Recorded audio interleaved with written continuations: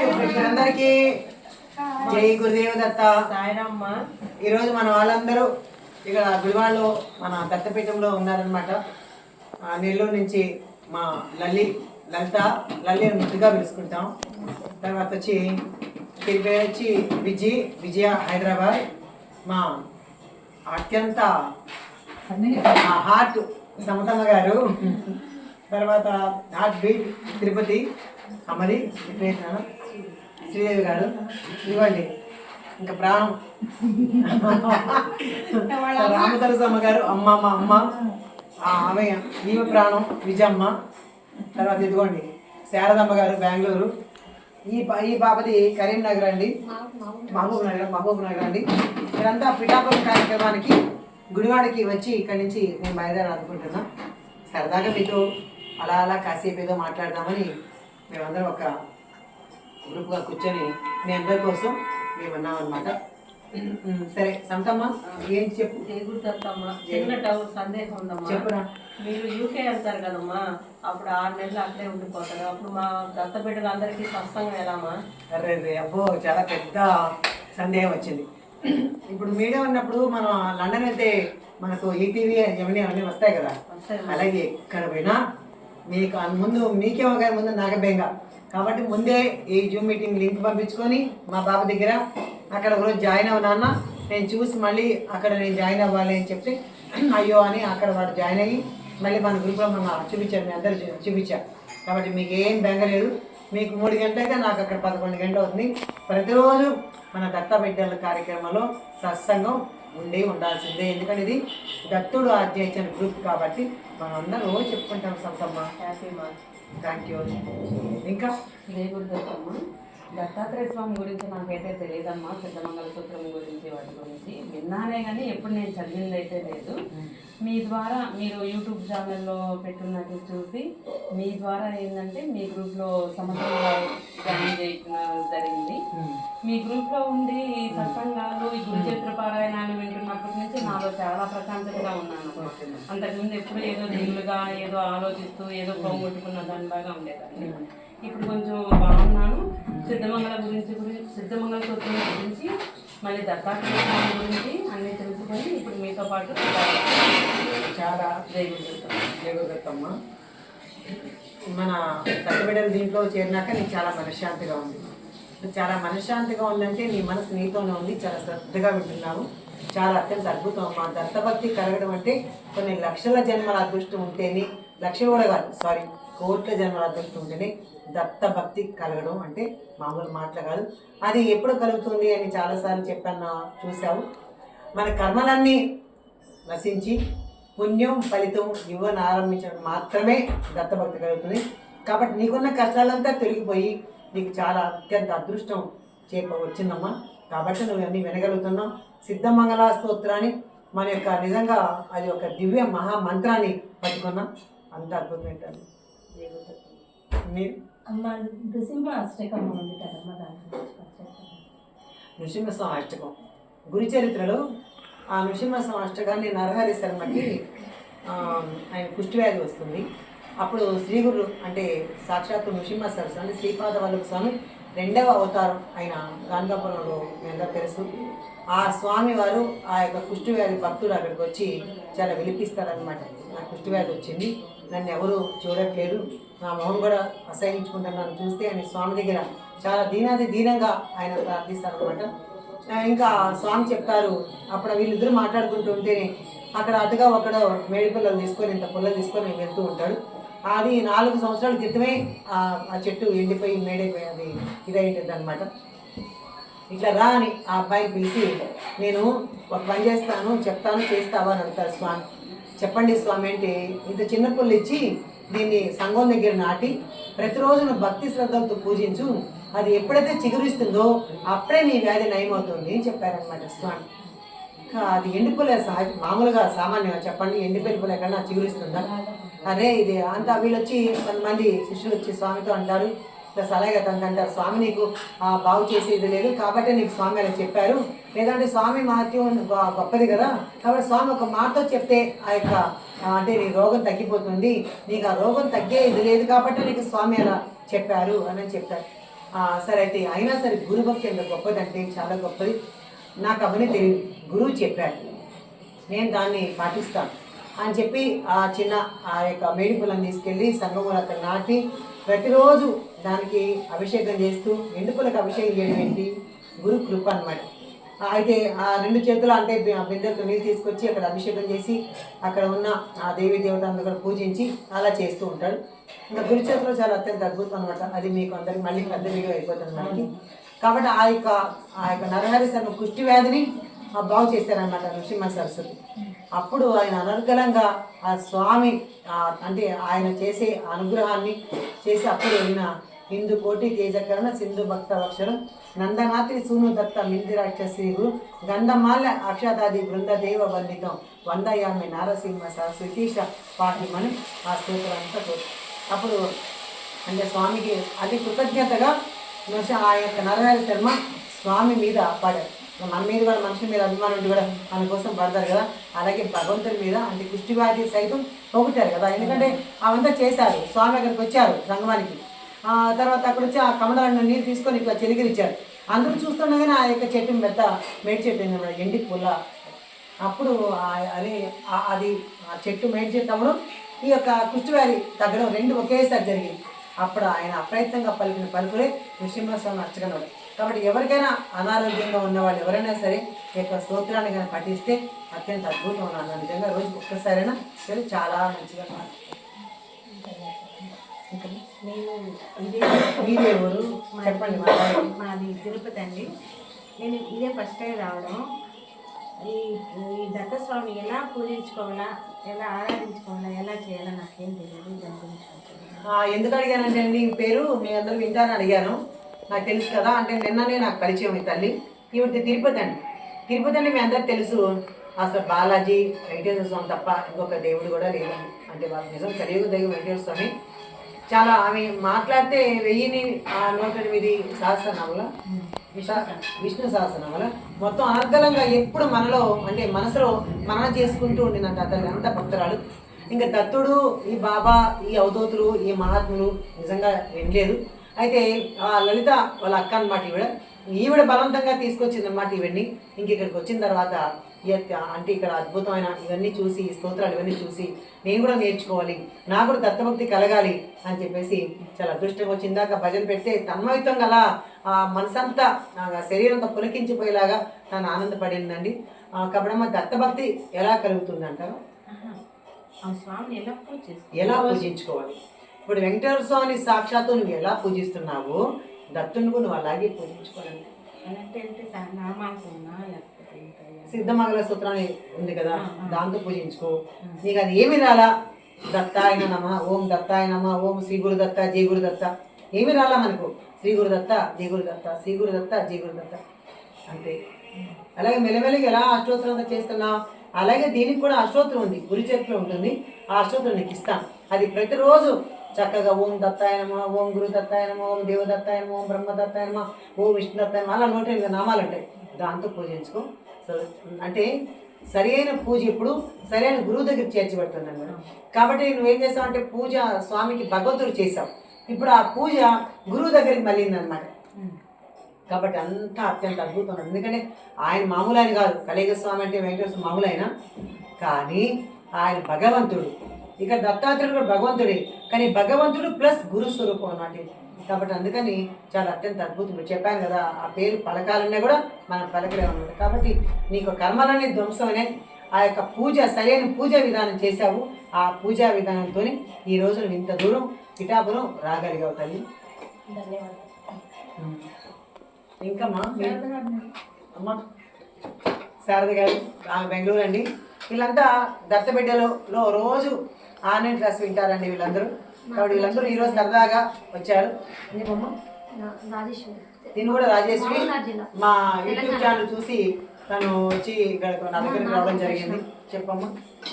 దత్తస్వరూపుడు స్మరణ మాత్రమే సంతృప్తి చెందుతాను అంటారు కదా, మరి అనగాష్టమి వ్రతం చేసిన వాళ్ళకి అష్టైశ్వర్యం కలుగుతుంది. చేసేవాళ్ళు చేస్తారు, చేయలేని స్థితిలో ఉన్న వాళ్ళు ఎలా చేయగలుగుతారు? స్మరణ మాత్రమే ఆయన అనుగ్రహం పొందుతామని అంటారు కదా, మరి 2 విధాలు చెప్పారు, వివరించండి. అంటే అనగాష్టమి వ్రతం చేస్తే అనుకూలం కలుగుతుందని చెప్పారు కదా. సిద్ధమంగళ సూత్రం చెప్తే సిద్ధులు అదృష్టం దీవిస్తారని చెప్పారు. పైగా స్మృతుగామెంటని పలికిన అంటే పిలుస్తానే పలికేస్తాడు అని అంటారు. ఎలా అంటారు కదా, నువ్వు దత్త అంటే అనగాష్టమి వ్రతం చేసుకో, సిద్ధమంగళ సూత్రం చేసుకో, నీ వల్ల ఏమీ కాలేదు, దత్త అని పిలిస్తే ఆయన పరుగున వచ్చేస్తాడు. నా ప్రశ్న కూడా అదే, ఇప్పుడు చేసుకోలేని స్థితి లేని వాళ్ళు స్మరణ మాత్రం అక్కర్లేదు. నువ్వు చేసుకునే స్థితి అంటే ఆయనకి ఆడంబర పూజ కావాల్సింది. ఆయనకు మనసుతో నువ్వు భక్తితో దత్త అంటే చాలు, ఆయన పరుగున వస్తారనమాట. అది పైగా దత్త అని ఒకడికి వేస్తావు, ఆయన నీ రాజేశ్వరి అని 10 అడుగులు వేసుకుంటూ నిన్ను వాటేసుకుంటాడు అనమాట స్వామి. అంటే ఆయన స్మృతుగా పిలిస్తే పలికే స్వామి మన దత్త స్వామి. నీకు సుజాతమ్మ ఏముంది చెప్పు. మా సుజాతమ్మ అండి ఇప్పుడే జాయిన్ అయింది. చెప్పురా, మీకేమి లేవా కోరిక అంటే డౌట్స్ లేవు. చూసారా అంతా అంటే డౌట్లు లేని స్థితికి ఆవిడ వచ్చేసిందండి. ఇలా గొప్ప స్థితి అనమాట ఆవిడది. మీరమ్మా? నాకేం డౌట్లు లేవమ్మా, మీకు మీ దగ్గరికి వచ్చిన ఇంకా డౌట్లు ఏముంటాయమ్మా? ఎలా చేసుకోవాలో ఆడియో అంటే వీడియో తప్పకుండా కనిపిస్తాను. మరి మిమ్మల్ని వదిలి చూడండి దత్తు అంటే ఇక్కడ ఒక చిన్న అర్థం చేసుకోండి.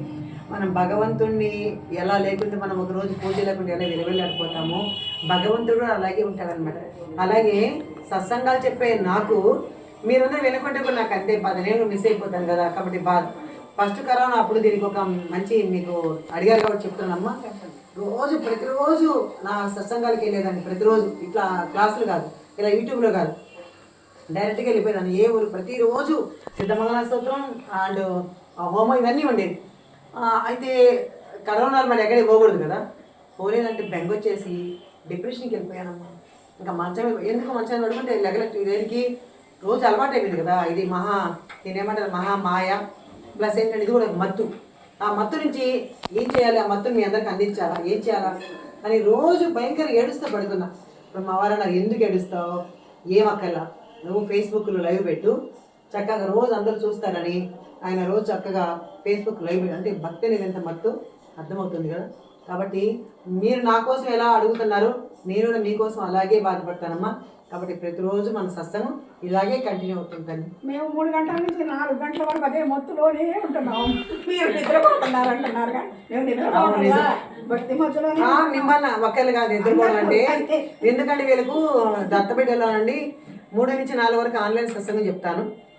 కానీ వీళ్ళు వింటున్నారా లేదని భలే చెక్ చేస్తారండి. నేను ఏం చేస్తానంటే ఆ యొక్క సత్సంగంలో చక్కగా మంచి డీప్గా చెప్పుకొని పోతామంటే క్వశ్చన్స్ అడుగుతారనమాట. అంటే అప్పుడు వెంటనే వీళ్ళు ఫాలో అవుతున్నారా లేదా నాకు ఒక అవగాహన ఉండాలి కదా. నేను ఏదో చెప్పుకొని పోతాను, వాళ్ళు మీట్లో పెట్టి వింటున్నారా లేదా నాకేం తెలుసు, కష్టపడి కొంత తరిగిపోయేలాగా చెప్తాను. మరి వీళ్ళు వింటున్నారా లేదా నాకు తెలియదు కదా.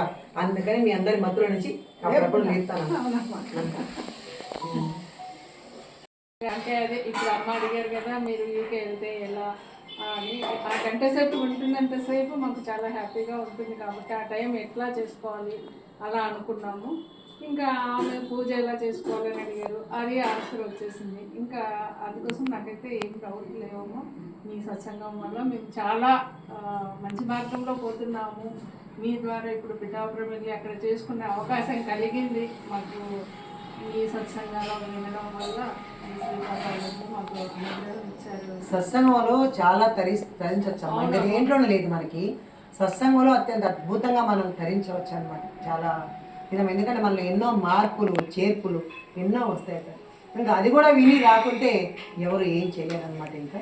కాబట్టి చాలామంది మనకున్న ఆ యొక్క దత్తబిడ్డల్లో మేము ఇలా ఉన్నామమ్మా, ఈరోజు ఇంత మనశ్శాంతిగా ఉన్నాం, ఇంత సంతోషంగా ఉన్నాం అని చెప్పేసి చక్కగా అందరూ అత్యంత అద్భుతంగా సంతోషాన్ని పొందుతున్నారమ్మా. కాబట్టి నా గొప్ప కాదు, ఇది స్వామి మనకి ఇచ్చిన అనుగుణంగా భావిస్తున్నాం తప్ప ఇక్కడ చెప్పేది నిర్మలమ్మ కాదు, వినేది మీ పేరు కాదు. మీరు చెప్పేది చెప్పించేది వినేది వినిపించుకునేది అంత భగవంతుడు అదన్నమాట. చూసారా మరి మా ముగ్గురికి డౌట్సే లేనంత, వీళ్ళ ముగ్గురికి డౌట్లే లేవు అన్నంత స్థితికి నిజంగానే వచ్చారు. ఎందుకంటే ప్రతిరోజు సత్సంగం వింటారు, ప్రతిరోజు చాలా చాలా మంచి మంచి మాటలు వింటారు. ఇప్పుడు వాళ్ళు ఏ విధంగా తయారయ్యారంటే వాళ్ళు కూడా, నేను ఒకరోజు క్లాసు రాకపోయినా కూడా వాళ్ళు కూడా ఆ సత్సంగాన్ని చెప్పేలాగా తయారయ్యారండి. అది ఇక్కడ మనకి గొప్ప అదృష్టం అన్నమాట. ఇలా అంటే ఇప్పుడు నిర్మలమ్మ చెప్తేనే కాదు, కాబట్టి నిర్మలమ్మ ద్వారా ఇంకా సత్సంగ సభ్యులు ఎక్కువ పెరగాలి. నేనే ఇప్పుడు ఒకరోజు నాకు ఏదైనా రెస్ట్ ఉండాలి కదా, ప్రతిరోజు నేను చెప్పుకునేవాడు. అలాగే సత్సంగం అత్యంత అద్భుతంగా చెప్పగలుగుతుంది. ఇదిగో మా సమతమ్మ అండి. నేను ఎప్పుడన్నా క్లాస్కి ఒకరోజు ఎప్పుడైనా సెలబెట్టి అంటే నేను నాకు కుదరక రాలేదంటే మా సమతమ్మ చెప్పుద్ది అంటాను. నా మాటలు అక్షర సత్యంగా ఒక్క మాట కూడా అంటే పక్కన దారిపోకుండా అంటే దాన్ని ఏమంటారంటే ఓవిటి ఓవి అంటారు చూడండి, అట్లాగా ఓవిటి ఓవిలాగా పెట్టుకొని మళ్ళీ మీరు ఒక గంట తర్వాత సత్సంగం అడగండి, అలాగే ఫాలో అయ్యి చెప్పేస్తాను. అది అట్లా ఉండాలండి నిజంగా. వీళ్ళ ముగ్గురికి డౌట్లు లేవన్నారు కదా, వీళ్ళు ముగ్గురు వింటారు, మననం చేసుకుంటారు, కానీ అంతగా చెప్పగలిగే ఇది రాదు అంటే గబుక్కున. కానీ ఈవిడ కరెక్ట్గా ఫాలో అవుతుంది. అందుకు చెప్తానండి. అమ్మ ఇంకొకటి, ఇప్పుడు సుబ్రహ్మణ్య స్వామిని కానీ ఏ దేవుడిని ప్రేయర్ చేసినా ఆ దేవుని బ్లెస్సింగ్స్ మాత్రమే ఉంటుంది కదా. మరి దత్తాత్రేయ స్వామిని ప్రేయర్ చేస్తే అందరి సకల దేవత చాలా మంచి క్వశ్చన్ అమ్మా. సుబ్రహ్మణ్యేశ్వర స్వామిని సుబ్రహ్మణ్య స్వామిని పూజిస్తే సుబ్రహ్మణ్య స్వామి అనుగ్రహం కలుగుతుంది, విష్ణుమూర్తిని పూజిస్తే విష్ణుమూర్తి అనుగ్రహం కలుగుతుంది, ఇవన్నీ మనం అనుకుంటాం. కానీ ఇక్కడ దత్తాత్రేయ స్వరూపం ఏంటంటే బ్రహ్మ విష్ణు మహేశ్వరుల స్వరూపం అమ్మ. పైగా 33 కోట్ల దేవతలు ఆరాధన చేసిన ఫలితం ఒక దత్తాత్రేయుని పూజిస్తే వస్తున్నాడు. కాబట్టి నువ్వు అమ్మవారి పూజ చేయు, ఆయనకే చెందుతుంది. అనగా అంటే అనగా అమ్మ అందులోనే ఉంది కదా, కాబట్టి అనగాదేవి అంటే ఎవరు? లక్ష్మీదేవి కదా. మరి కాబట్టి మొత్తం అంతా అనగాదేవి అంటే లక్ష్మీదేవి. కాబట్టి నువ్వు ఏది దత్తుని పూజిస్తే, అందుకే నేను అంటే అందరినీ పూజించండి కాదు, ఈ శ్రీపాదాల చరిత్రంలో ఒక చిన్న మాటను పట్టుకున్నాను. నాకు చాలా ఇష్టమైన మాట. ఒక అత్తగారు వచ్చి ఒక అత్తగారి దగ్గరికి అంటే ఒక పిల్లనిచ్చింటారు ఆ ఇంట్లో, వాళ్ళ అన్నయ్య వేస్తాడనమాట. ఇంటికి వచ్చి వాళ్ళ అన్నతో చెప్పుద్ది అత్తగారు, చూడండి ఆయన మీ చెల్లెలు పాలు తాగేస్తుంది, పెరుగు తినేస్తుంది, వెన్న తినేస్తుంది, నెయ్యి తినేస్తుంది, మీగ తినేస్తుంది, ఇన్ని దొంగతనాలు చేస్తే మరి ఒక్క దొంగతనం అయితే నేను సరిపెట్టుకుంటాను, ఇన్ని దొంగతనాలు చేస్తే ఎట్లా అని అంటారు. అప్పుడు దాన్ని వాళ్ళ చెల్లెని పిలిచి అంటాడన్నమాట, అమ్మా చిక్కటి పాలలో అన్నీ నిగిడిగుతం ఉన్నాయి కదా, ఒక్క పాలను తాగు చాలు, చిక్కటి పాలను తాగు, అందులోనే వెన్న ఉంది, మిగుడుంది, పెరుగుంది, నెయ్యి ఉంది, అన్నీ ఉన్నాయి కదా అని చెప్పాడు. అట్లా నిజంగా ఒక దత్తుని పూజిస్తే, ఇది మనకి ఉదాహరణగా చెప్పాడు అనమాట. ఒక దత్తుని పూజిస్తే చాలా అన్ని సకల దేవత ఆరాధనలు అందులోనే దొరుకుతాయి. కాబట్టి ఆయన పట్టుకున్నాం అమ్మ మనం. అట్లనే ఆయన పూజిస్తున్నాను, హనుమంతుడి గుడికి వెళ్ళకుండా, వెంకటేశ్వర స్వామి గుడికి వెళ్ళకుండా, లేదంటే ఇంకొక అమ్మవారి గుడికి ఇలా ఉండకూడదు. మళ్ళీ అదొక మతం అయిపోతుంది. అలా కాదు, మనం అలా ఉన్నామంటే అది భక్తి కాదు. నేను దత్తభక్తురాలు కాబట్టి దత్తుడిని పూజించాలి. కొంతమంది ఉన్నారు మా బాబా భక్తులు, అంతెందుకు మీ ఊర్లోనే ఉన్నారు చాలా మంది, ఒక సాయిబాబాని పూజించాలి, ఇంకోని పూజించకూడదు, ఇలా ఉన్నాయి.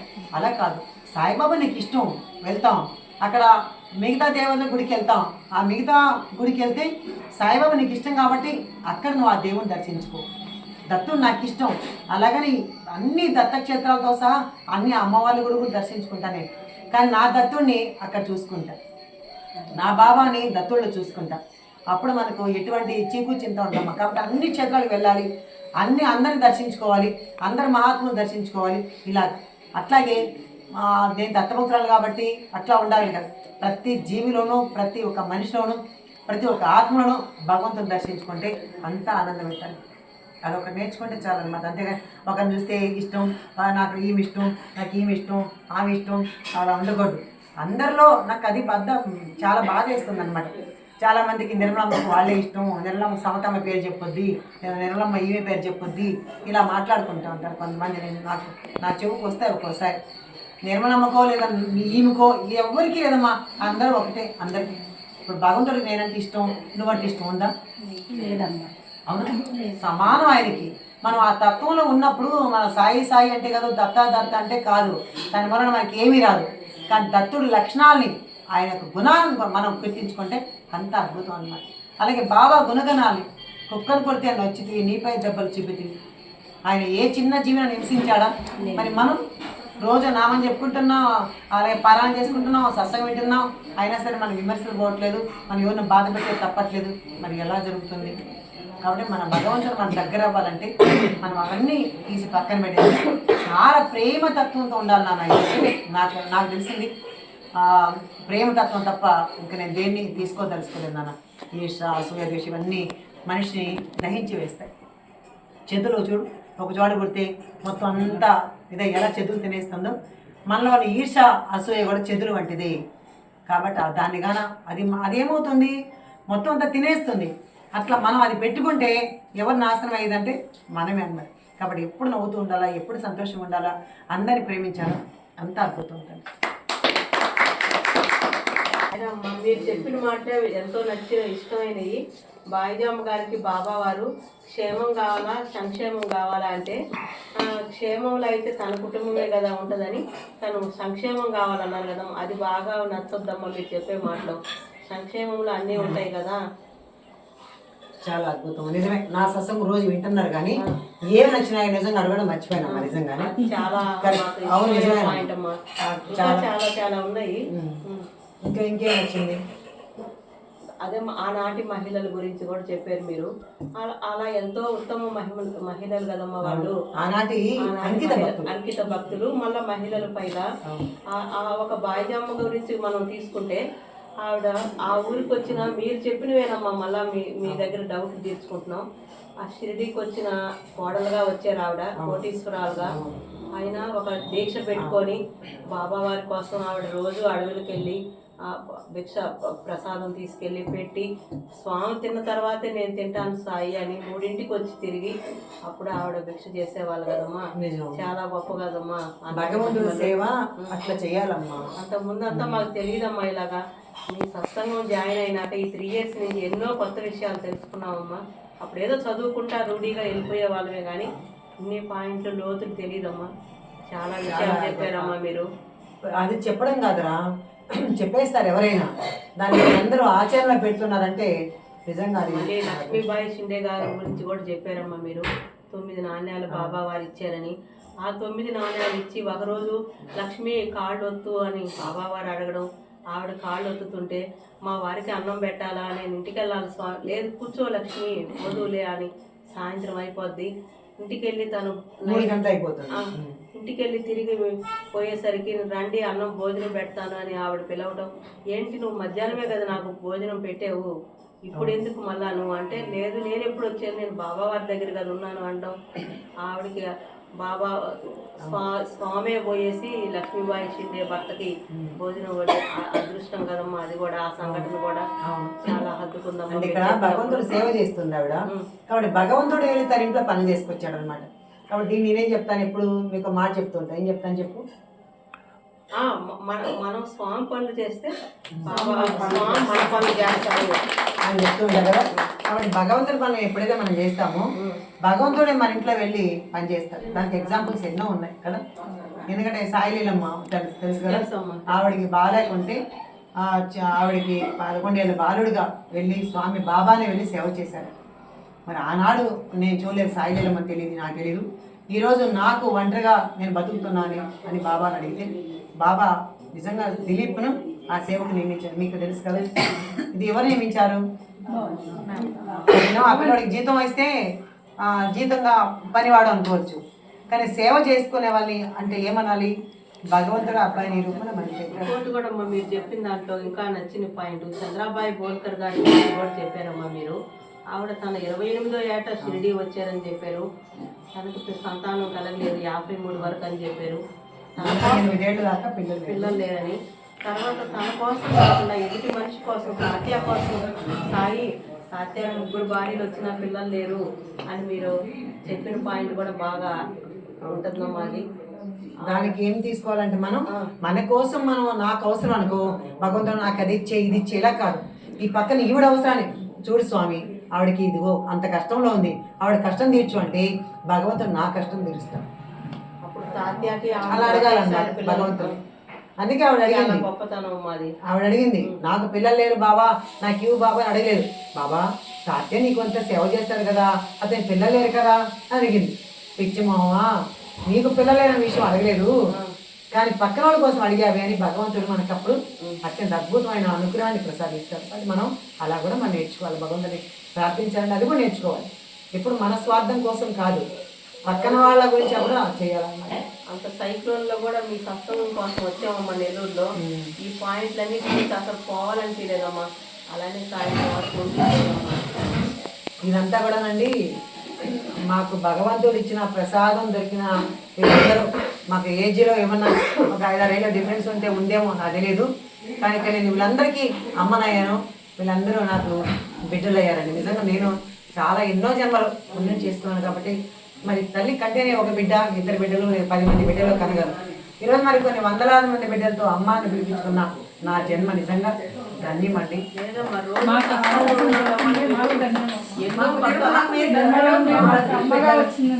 ఎన్నో కొత్త కొత్త విషయాలు మీరు మాకు ఆధ్యాత్మికంలో ఎంతో ముందుకు తీసుకెళ్తున్నారమ్మా. మీరు తెలియని విషయాలు ఎన్నో చెప్తున్నారు. అవధూతలు అంటే కూడా మాకు తెలియదు. అలాంటివి ఎన్నో చెప్పి లైవ్ గా చూపించారు అందరినీ. చరిత్ర కూడా చదివిన దానికి ఆమె చెప్తే అర్థమవుతుంది, బాగా అర్థమవుతుంది. అంటే మీరు శ్రద్ధగా మనసు పెట్టి వింటున్నారమ్మా, దానికోసం మీకు నిజంగానే అర్థమవుతుంది. భగవంతుడు మీలో లోపలికి దూరి ఆయన చెప్పించి మీ అందరితో శ్రద్ధగా వినిపించేలాగా చేస్తున్నారు. రోజు ఎన్నో కొత్త కొత్త విషయాలు చెప్తున్నారమ్మా మీరు. అది నేను చెప్పాలని చెప్పలేనురా, అప్రయత్నంగా స్వామి పలికిస్తారు. అంటే నేను చెప్పను నిజంగా. తర్వాత బయటకు వచ్చేసిన తర్వాత ఏం చెప్పాను అంటే కూడా నాకు నిజంగా ఒక ముక్క కూడా గుర్తురాదు. అక్కడ కూర్చున్నంత వరకే మీరు కూడా ఎన్నోసార్లు అన్నారు, కూర్చున్నంత వరకే నిర్మలమ్మ, కూర్చున్న తర్వాత నిర్మలమ్మ కాదు. మామూలుగా పిఠాపురం అంటే కూడా పిఠాపురం అని తెలుసమ్మా మాకు. స్వర్ణ పీఠికాపురం ఉందని తెలియదమ్మా. అవును, మనం చూసే భౌతిక పిఠాపురం కాదు, మీరు చెప్పారమ్మా, అప్పుడు తెలుసుకున్నామమ్మా. అవును, స్వర్ణ పీఠికాపురం అది మహాత్ములకు, సిద్ధులకు, వాళ్ళకి మాత్రమే ఆ అంతర్దృష్టికి వాళ్ళకి కనిపిస్తుంది, అంతర్నేత్రానికి. మనం కూడా అలా సిద్ధుల్లాగా మహాత్ములాగా తయారైతే మనకు కూడా స్వర్ణ పీఠికాపురం దర్శించుకోవచ్చు. కనీసం మామూలు పీఠాపురం దర్శించుకుంటే చాలు అనుకోండి, అంత దూరం కూడా పోనక్కడ. దానే దర్శించుకోలేదు జనాలు, ఎన్నో వాళ్ళకి పిలిపించుకోలేదు. ఇంకా పిలిపించుకోవాలంటే ఆ దృష్టిలో ఉంటారు అనమాట. ఇంకా స్వర్ణ పీఠికాపురం దర్శించుకోవాలంటే ఇంకా మామూలు విషయం కాదన్నమాట. సిద్ధమంగళ స్తోత్రం కూడానమ్మా చదువుకుంటా పోయేవాళ్ళని. ఇప్పుడు మీరు చెప్పడం మొదలుపెట్టిన తర్వాత నేను మీకు చెప్పాలనుకున్నాను, మనకు ఏదో ఆటంకం ఉంటుంది. ఒక్కొక్క శ్లోకం చదువుతుంటే ఇప్పుడు పుణ్య రూపిణి రాజమాంబ సుత అన్నప్పుడు ఆవిడ రాజమాంబ అక్కడ ఉన్నట్లే అనిపిస్తుంది. సుమతి నందన నరహరి నందన అన్నప్పుడు వాళ్ళిద్దరూ అక్కడ ఉన్నట్టే అనిపిస్తుంది. వాళ్ళ అమ్మ నాన్న అంత మీరు చెప్పేదానికి మేము అంత విధానం బాగుంది, మాకు హత్తుకునేటట్టు మీరు చెప్తున్నారు. మీరు చెప్పుకుంటా పోయి మేము వినుకుంటా పోతే అక్కడ ఏం అర్థం కాదు కదా. నేను జస్ట్ బుక్ పెట్టుకుంటాను, ఒక లైన్ ఒకటే చెప్తాను మీకు అంతే. ఇంకా దాని తర్వాత కలుపు చేసుకుంటాను. స్వామి అలా పరిగించేసుకుంటారమ్మా. నేను నిజంగా నేనైతే ఏది చేయను. అందుకే మన అంటే శ్రీభా చక్రంతో ఇంచుమించు 6 నెలలు నేను మొదలు పెట్టుకొని 1 నెలలో అయిపోయేది. కానీ నేను అలా చెప్పను. స్వామి అలా అందరి దానికి తగిన అన్ని కలెక్ట్ వచ్చి అప్పుడు నాకు నచ్చితేనే మళ్ళీ పక్కన ఇంకొక దీనికి వెళ్తాను తప్ప అలా స్వామి ఇస్తున్నారు. అందరూ కూడా మీరెంత ఆధ్యాత్మికంగా చెప్తున్నారు, ఇదే వాళ్ళు కూడా అలానే వింటున్నారమ్మా. అలానే ఉన్నారమ్మా. ఇప్పుడు దత్తబిడ్డలు మన గ్రూప్ లో మీరు ఎలా చెప్తున్నారో అందరూ కూడా అలానే శ్రద్ధతో వింటున్నారమ్మా. కానీ అందరూ వింటున్నారు, చాలా అంతమంది బాగుంటున్నారు. కానీ సమతమ్మ నిన్ను మాత్రం అందరూ నాకు ఫోన్ చేసిన వాళ్ళందరూ సమతమ్మలాగా ఉండాలి, మేమందరం సమతమ్మలాగా ఉండాలి, మిమ్మల్ని మాత్రం టార్గెట్ చేశారు. ఎందుకంటారు అంటే ఆమెలాగా ఉండాలి, మేము కూడా అంత ఓపికతో ఉండాలి, అంత శ్రద్ధతో ఉండాలి అని మీ అందరూ మిమ్మల్ని చాలా మెచ్చుకుంటున్నారు మన వాళ్ళందరూ. ఇప్పుడు మీరు బాబా వారు అన్నప్పుడు నన్ను శ్యామలాగా చూసుకోవాలి కదమ్మా.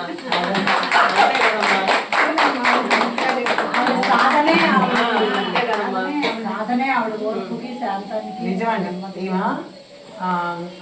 నాకెవరు ఫోన్ చేయి సొంతం నా తర్వాత నాకు అంటే నేను పారాయణ ఒక రోజు కుదరకపోయినా కూడా, లేదంటే నాకు ఫోన్ చేయాలని ఒకవేళ ఉన్నప్పుడు నేను నాకు డిస్టర్బెన్స్ చేస్తారేమో అనుకొని పాపం వాళ్ళు ఏం చేస్తారంటే సమతమ్మకే చేస్తారని. అలా గురించి చెప్పిన ఈరోజు గ్రూప్ జరుగుతుందంటే దాని ముఖ్య కారణం చాలామంది ఉన్నారండి. వీళ్ళందరూ ఇదిగోండి మెయిన్గా సమతమ్మ, ఇదిగో మెయిన్ సుజాతమ్మ, ఇదిగోండి విజయమ్మ, వీళ్ళందరూ చాలా బాగా చదువుతారు. పైగా ఇదిగోండి తప్పు చెప్తే ఒక్క లైన్ తప్పు చెప్పినా నేను ఒప్పుకోను. సుజాతమ్మ చాలా గొప్ప. ఎందుకంటే నేను ఎందుకు చెప్తున్నానంటేనండి, ఎందుకంటే మాకందరూ దగ్గు వస్తుందండి. వీళ్ళందరూ ఎంతో శ్రద్ధగా రోజు మన గురించి మన సత్సంగాన్ని చాలా అత్యంత అద్భుతంగా వింటున్నా, శ్రద్ధగా వింటున్నా. మా దత్త బిడ్డలందరికీ జై గురుదేవ దత్తమ్మ. జై గురుదేవ. జై గురుదేవ దత్త. జై గురుదేవ దత్త. సాయిరామ్ సాయిరామ్. సాయిరామ్ సాయిరామ్. జై గురుదత్త. జై గురుదత్త. జై గురుదత్త. జై గురుదత్త. శ్రీ గురుదత్త. జై గురుదత్త. శ్రీపాదరాజం శరణం ప్రపద్యే. శ్రీపాదరాజం శరణం ప్రపద్యే.